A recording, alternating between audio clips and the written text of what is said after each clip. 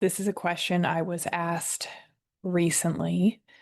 Why do successful, hardworking, intuitive women stay in emotionally harmful relationships?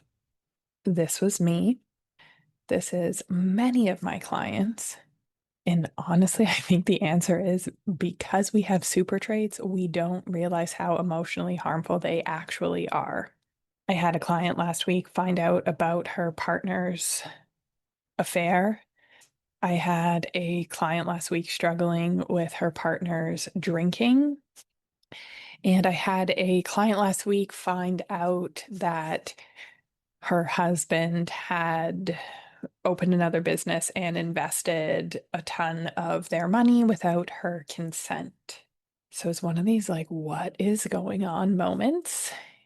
And there was an interesting thing that they all did. And I would have done the exact same thing in my emotionally manipulative, emotionally extractive relationship because I had super traits and I didn't know that I had them. You think in this case that all of these women would have been upset, they would have been pissed, but not one of them showed anger. Every single one of them intellectualized the problem, right? So we went up into thinking, fixing, solution finding, and went right into fix mode. Skipped feeling, skipped anger, put their partner's needs above their own. Well, he did it because he's financially insecure. He's drinking more because his dad died. Anyways, there was an immediate excuses made for the partner and jumping to fixing, jumping to overfunctioning. And we're going to talk about why today. And this is something that we do. This is probably something that we think, we're being great wives, great partners, but we're actually starving ourselves of intimacy, starving ourselves of actual connection and relating when we do this. And this phenomenon is called betrayal blindness. I want to talk about that today. Oh, and if you don't know what a super trait is, I want you to head to the show notes and take the pleasure path assessment. It'll tell you what your super traits are.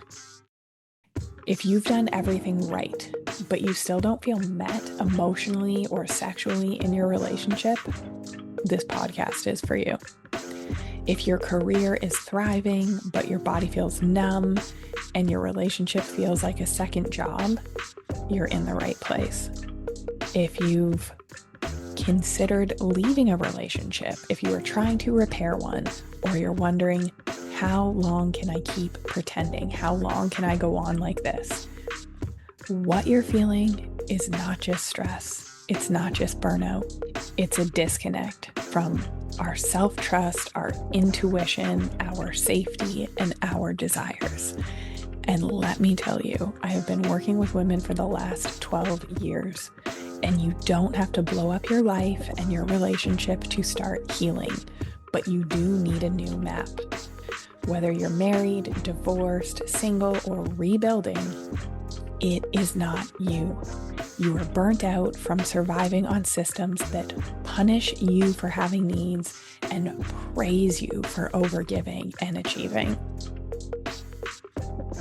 I'm Dr. Jordan Wiggins, naturopathic doctor, author of The Pink Canary, certified coercive control clinician, and founder of The Pleasure Path. This is the Pleasure Principles Podcast, a podcast for high-achieving women with super traits. The responsible ones, the flexible ones, the loyal and over-functioning ones.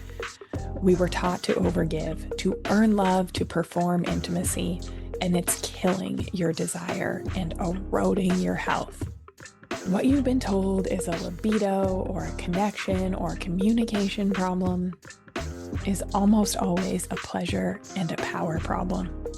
Every week, we decode the truth about sex, relationships, pleasure for women who are ready to stop blaming themselves and finally understand why this part of their life has never truly felt right.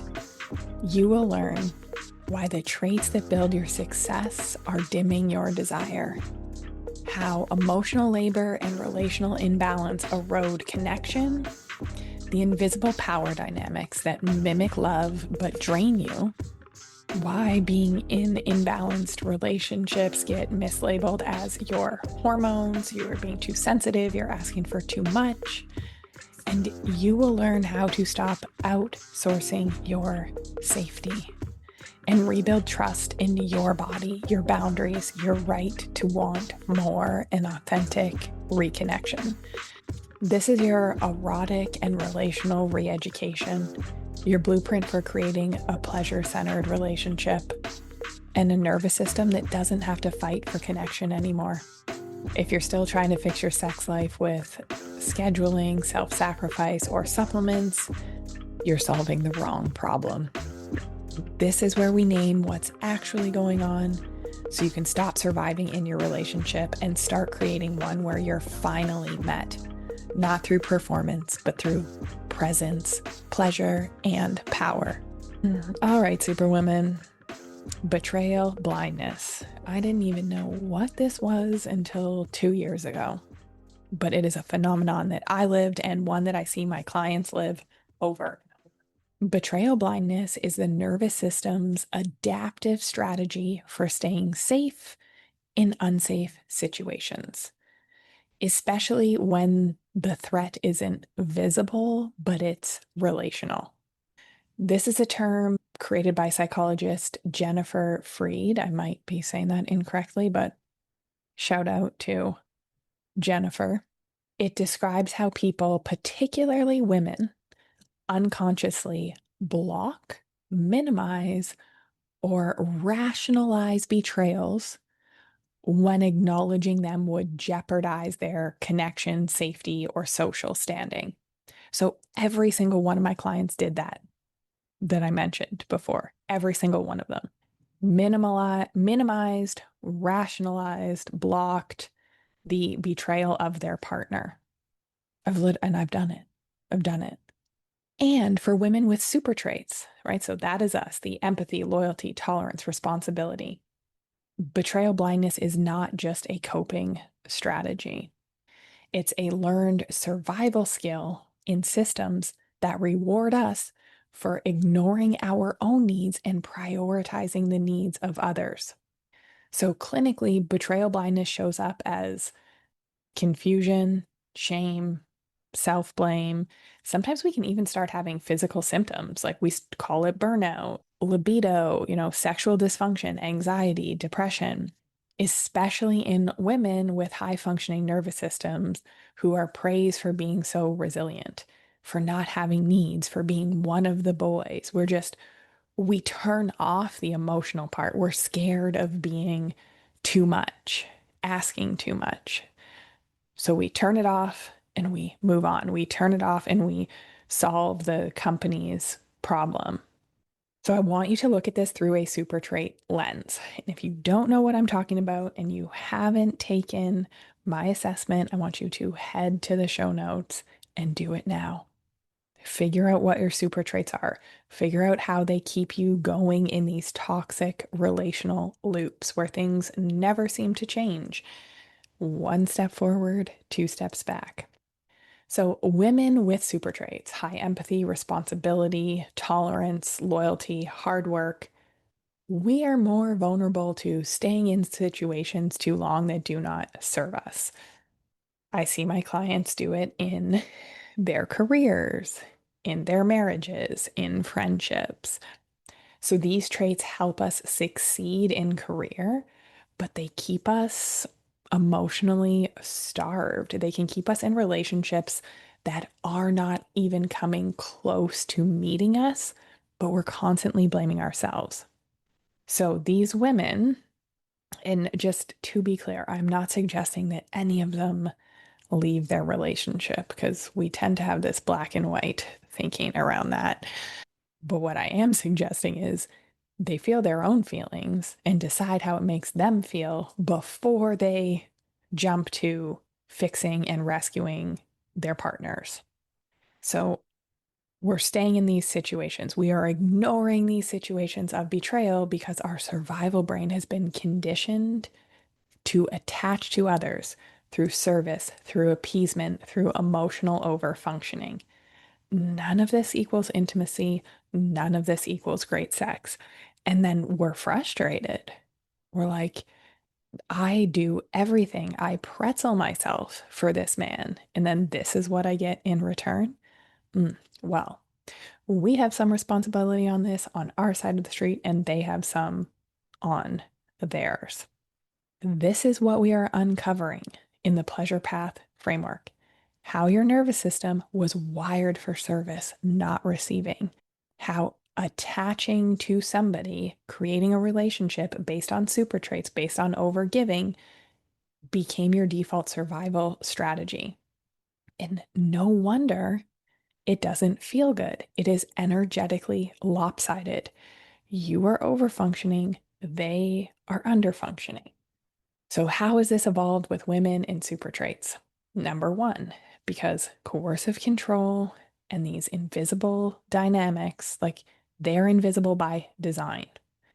So, coercive control is not about physical violence. It is about strategic erosion of autonomy and erosion of self. And this is through emotional silencing, telling you your needs are too much, minimizing your feelings, gaslighting you. Like, oh, I didn't say that. And these can be subtle, guilt used as a leash. So if they did something wrong, then it becomes like, well, 10 years ago, you did this other thing wrong. And it's like, that's not what we're talking about right now. So in women with super traits, this doesn't look obvious because our super traits allow us to instinctively adapt to preserve the relationship instead of naming the harm and doing the proper healing steps. So we're not like ignoring red flags, we're reinterpreting them. We are doing our own psychoanalysis. So, oh, he's under a lot of stress. I'm asking too much. He's trying. I need to be more patient. These are all things that I heard from those clients. Want to give you a quick example. So, a client said, he's always so overwhelmed at work. He's in a new position. So, I started to take on more. And slowly I stopped asking for anything until 3 years later, I didn't even realize that I haven't had an orgasm in a year. Like it had even translated into her sex, that it was checkbox, just getting it done, over functioning for him. Okay. And she didn't even realize this until we were talking about it on a coaching call. And she said, I was just surviving the weeks, trying to fix things. And this is like, that's even the subtle ways that betrayal blindness can show up, where your pleasure, your desires are deprioritized and you didn't even notice. You just keep adjusting, you just keep pretzeling yourself, you just keep trying harder. So, clinically, this is emotional dissociation, where being in survival mode flattens our ability to even get in touch with what we need, what we desire. It's that it's easier to just do it ourselves. If I don't do it, no one will. And it can feel like burnout. It can feel like anxiety. It can feel like hormone imbalance. But a lot of times that's paired with unprocessed grief, internalized over responsibility after years and years and years. Hormones are a lag indicator. So is a chronic stress response. On the pleasure path, this shows up in the first stage, pleasure basics, where you are doing everything. So you are overgiving, not receiving. Not because you're disconnected, but because your nervous system has been in chronic appeasement mode. And the other reason why women like us do this is because super traits are rewarded in dysfunctional systems. So we're praised for being low maintenance, forgiving, flexible. We're the fixer, the glue, the one who never complains. We believe our success comes from being capable, strong, even when it is costing us our own pleasure, rest, truth, health.